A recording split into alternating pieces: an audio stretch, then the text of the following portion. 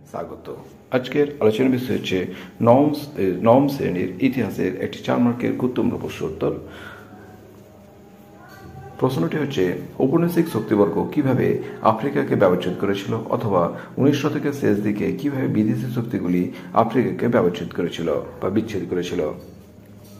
তো এই প্রশ্নের উত্তরটি আলোচনা করার পূর্বে আমি তোমাদের অনুরোধ করব, যারা যারা এখন পর্যন্ত চ্যানেলটি সাবস্ক্রাইব করনি তারা অবশ্যই চ্যানেলটি সাবস্ক্রাইব ও লাইক বাটনে লাইক করে দিও, যাতে তোমরা এরপরে ভিডিওগুলো পেতে তোমাদের সুবিধা হবে।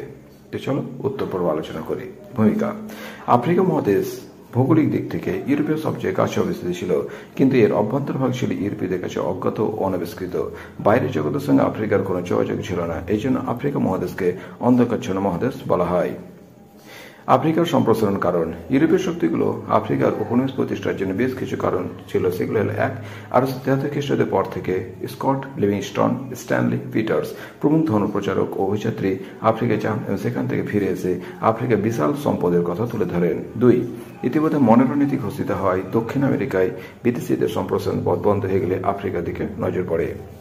তারপর পয়েন্টটি হচ্ছে বার্লিন কংগ্রেস। ইউরোপীয় শক্তিগুলো যাতে শান্তিপূর্ণভাবে আফ্রিকার উপনিবেশ বিস্তার করতে পারে, সেই জন্য জার্মানির প্রধানমন্ত্রী বিসমার্ক উদ্যোগে 1885 সালে বার্লিনে একটি সভার আয়োজন করা হয়। এটি বার্লিন কংগ্রেস নামে পরিচিত। এই সভায় যে সকল ঘোষণা হয় সেগুলো হলো: 1, আফ্রিকার কোনো অংশ দখল করার আগে অন্য রাষ্ট্রকে জানাতে হবে। 2, কঙ্গো নদী আন্তর্জাতিক নদী হিসেবে স্বীকৃতি পাবে। এবং 3, সমস্ত দেশের ধর্মপ্রচারক ও অভিজাতদের কঙ্গোর ভিতরে প্রবেশ অধিকার পাবে। তারপর পয়েন্টটি হচ্ছে আফ্রিকা নিয়ে কাড়াকাড়ি। বার্লিন কংগ্রেসের পর ইউরোপের ক্ষুধার্ত শকুনের মতো আফ্রিকার উপর ঝাঁপিয়ে পড়ে এবং 1898 সালের মধ্যে পুরো আফ্রিকা, অ্যাবিসিনিয়া ও লিবিয়া বাদের সমস্ত অঞ্চল নিজেদের মধ্যে ভাগ করে নেয়। আফ্রিকা ব্যবচ্ছেদের ফলে ইউরোপের দেশগুলো যে সকল অঞ্চল লাভ করে সেগুলো হলো: 1, ইংল্যান্ড। আফ্রিকা মহাদেশের সবচেয়ে বেশি অঞ্চল দখল করেছিল ইংল্যান্ড। তারা মূলত Sudan, Nigeria, Kenya, Uganda, Gold Coast প্রভৃতি অঞ্চল দখল করে।